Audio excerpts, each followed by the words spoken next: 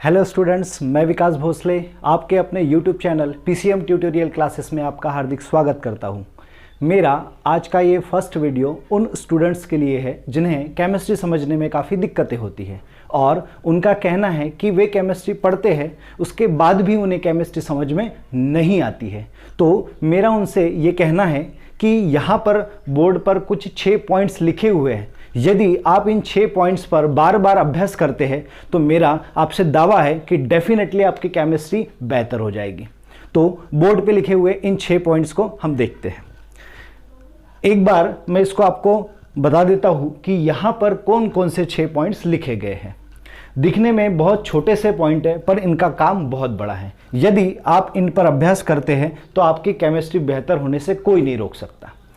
First point यहां पर लिखा हुआ है एटॉमिक नंबर, जिसे हम Z से दर्शाते हैं। इसका मीनिंग होता है परमाणु क्रमांक।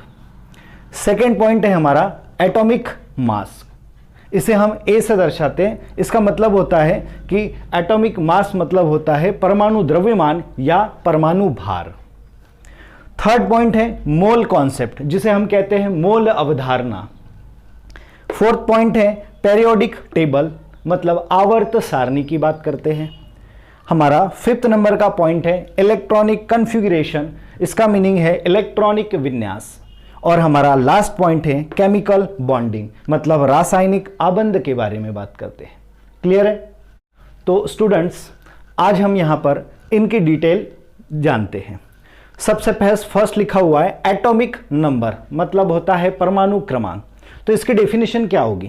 तो इसकी डेफिनेशन होगी, हम सबसे पहले एक एटम बना लेते हैं। ठीक है, ये एटम हो गया आपका।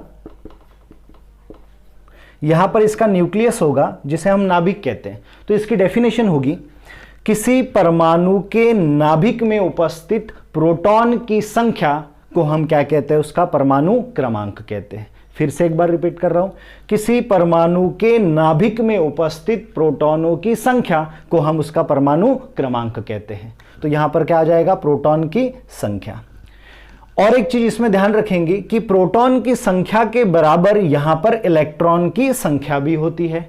तो यहां पर हो जाएगी प्रोटॉन की संख्या इक्वल टू इलेक्ट्रॉन की संख्या। तो ये हो जाएगी हमारी फर्स्ट डेफिनेशन। सेकेंड पॉइंट हमारा आता है एटॉमिक मास, जिसे हम परमाणु द्रव्यमान कहते हैं। तो इसकी डेफिनेशन क्या होगी? किसी परमाणु के नाभिक में उपस्थित प्रोटॉन तथा न्यूट्रॉन की संख्याओं का योग क्या कहलाता है? परमाणु द्रव्यमान कहलाता है। एक बार फिर से रिपीट करते हैं, किसी परमाणु के नाभिक में उपस्थित प्रोटॉन तथा न्यूट्रॉन की संख्याओं का योग क्या कहलाता है? परमाणु द्रव्यमान। तो यहां हो जाएगा प्रोटॉन प्लस न्यूट्रॉन की संख्याओं का योग परमाणु द्रव्यमान कहलाता है। इसमें एक चीज और ध्यान रखेंगे कि एक परमाणु के भार को हम परमाणु भार नहीं कहते, तो फिर हम परमाणु भार किसे कहते हैं? तो एक मोल परमाणु के भार को हम क्या कहते हैं? परमाणु भार कहते हैं। फिर से बोल रहा हूं, एक परमाणु के भार को हम परमाणु भार नहीं कहते, तो किसे कहते हैं? एक मोल परमाणु के भार को हम परमाणु भार कहते हैं। और एक मोल से तात्पर्य क्या है? तो एक मोल बराबर होता है 6.022 इंटू 10 टू द पावर 23। तो एक मोल का मान होता है 6.022 मल्टीप्लाई 10 टू द पावर 23। तो ये हो जाएगा, इतने जो परमाणुओं का भार है वो क्या कहलाता है? आपका एटॉमिक मास कहलाता है। क्लियर है? तो इसीलिए हम इसको बोलते हैं कि एक मोल परमाणु के भार को हम क्या कहते हैं? परमाणु भार कहते हैं। और एक मोल का मान ये संख्या दी हुई है। अभी एक मोल से आप कितना समझ रहे हैं ये तो मैं अभी नहीं कह पाऊंगा, तो इसके लिए एक अलग से डिटेल में वीडियो बनाऊंगा, तो वहां पे आप उसको देखेंगे तो आप इसको डिटेल में समझ जाएंगे। क्लियर है? तो ये हो गया हमारा सेकेंड नंबर का पॉइंट। थर्ड नंबर का पॉइंट है हमारा मोल कॉन्सेप्ट, मतलब मोल अवधारणा। तो अभी आपको पता ही होगा कि केमिस्ट्री के अंतर्गत जितने भी पदार्थ आते हैं उन सब की इकाई के बारे में हम किसको देखते हैं? मोल को देखते हैं। क्योंकि केमिस्ट्री के अंतर्गत जितने भी पदार्थ होते हैं उन सब की जो यूनिट है, जो इकाई है, वो क्या होती है? मोल होती है। ठीक है। जैसे कि हम अगर मार्केट में जाते हैं तो हम केले की यदि बात करते हैं तो हम दर्जन में केले मांगते हैं, तो इसका मतलब क्या हो गया, उसकी इकाई क्या हो गई, दर्जन। और एक दर्जन मतलब कितने नंबर्स हो गए, तो उसमें 12 नंबर हो गए। क्लियर है। तो सेम वैसे ही जो मोल कॉन्सेप्ट है, तो पदार्थ की इकाई क्या है, मोल है, तो उस मोल का मान कितना होता है, तो वो इतने नंबर होते हैं। तो 6.022 मल्टीप्लाई 10⁻23। क्लियर है। उसके बाद हमारा फोर्थ नंबर का पॉइंट है पेरियोडिक टेबल, मतलब आवर्त सारणी। देखिए आवर्त सारणी से क्या होगा, छोटा सा पॉइंट है। आप सोचेंगे कि पेरियोडिक टेबल तो हमें आता है। देखिए पेरियोडिक टेबल आता है वो एक अलग बात है, पर यदि आप इसको डिटेल में पढ़ेंगे तो इससे आपको क्या पता होगा कि आवर्त सारणी के अंदर प्रत्येक जो एलिमेंट्स होता है उसकी स्थिति कौन कौन सी है।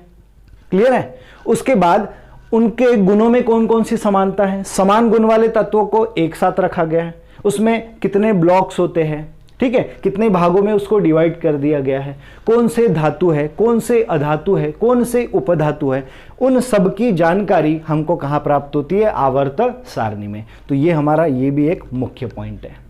क्लियर है। नेक्स्ट हमारा पॉइंट है इलेक्ट्रॉनिक कॉन्फ़िगरेशन, मतलब इलेक्ट्रॉनिक विन्यास। तो इसमें हम देखेंगे कि किसी परमाणु में, ये परमाणु है, उसमें जो इलेक्ट्रॉन है उसको किसने अरेंज किया है, तो परमाणु में इलेक्ट्रॉनों को कुदरत ने अरेंज किया है। और जो नियम बनाया गया है, इसको किस तरीके से अरेंज किया है, जो नियम बनाया गया है वो नियम दिया है साइंटिस्ट ने। क्लियर है। तो यदि हम इसके बारे में भी पढ़ते हैं तो हमको सारी चीजें पता चल जाएगी कि परमाणु के अंदर इलेक्ट्रॉनों को किस प्रकार फिल किया जाता है। उससे आपको यह जानकारी होगी कि जो प्रत्येक एलिमेंट्स है वह पहले उपकोष में कितने इलेक्ट्रॉन है, सेकंड उपकोष में कितने इलेक्ट्रॉन होंगे, तो यह जानकारी हमें कहां पर से प्राप्त होती है, इलेक्ट्रॉनिक विन्यास के द्वारा। क्लियर है। उसके बाद हमारा 6 पॉइंट है केमिकल बॉन्डिंग, मतलब रासायनिक आबंध के बारे में बात करते हैं। एक छोटा सा एग्जांपल लेते हैं, जैसे मैं यहां पे लिख रहा हूं कि यहां पे एक लिखा मैंने CO2, इसका मतलब हुआ कि एक कार्बन परमाणु 2 ऑक्सीजन परमाणु से मिलकर काय का निर्माण कर रहे हैं, एक अणु का निर्माण कर रहे हैं। क्लियर है। तो यहां पर क्या बन रहा है, बॉन्ड का निर्माण हो रहा है। उसी प्रकार से मैं यहां पे एक एग्जांपल लिख रहा हूं C2H4। ठीक है। अब इसमें देखते हैं हम, तो इसमें क्या है, कार्बन की संख्या 2 है, तो 2 कार्बन परमाणु और 4 हाइड्रोजन परमाणु आपस में मिलकर एल्कीन का निर्माण कर रहे हैं। मतलब यहां पर भी इनके बीच में क्या हो रहा है, एक बंध का निर्माण हो रहा है। हम देखते हैं कि कार्बन की संख्या 2 है तो हम यहां पर 2 कार्बन लिखेंगे। हाइड्रोजन की संख्या 4 है तो यहां पर हम 2 हाइड्रोजन और यहां पर 2 हाइड्रोजन लेते हैं।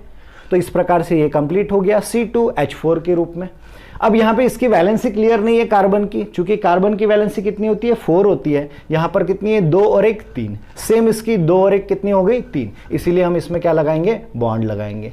तो यहां पर कार्बन की वैलेंसी कंप्लीट हो गई। अब इसका नाम बनाएंगे हम, तो 2 कार्बन का नाम क्या होता है, एथ होता है, और यहां पर डबल बॉन्ड है इसीलिए क्या लगेगा, ENE।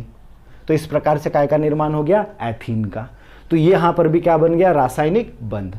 तो ये पॉइंट दिखने में छोटे जरूर है, पर यदि आप इनकी डिटेल में अध्ययन करते हैं और बार बार प्रैक्टिस करते हैं तो डेफिनेटली आपकी केमिस्ट्री बेहतर होने से कोई नहीं रोक सकता। यदि आपको ये पॉइंट्स और ये वीडियो अगर अच्छा लगा हो तो प्लीज़ इसे लाइक, शेयर और कमेंट करना ना भूलें। Thank you so much.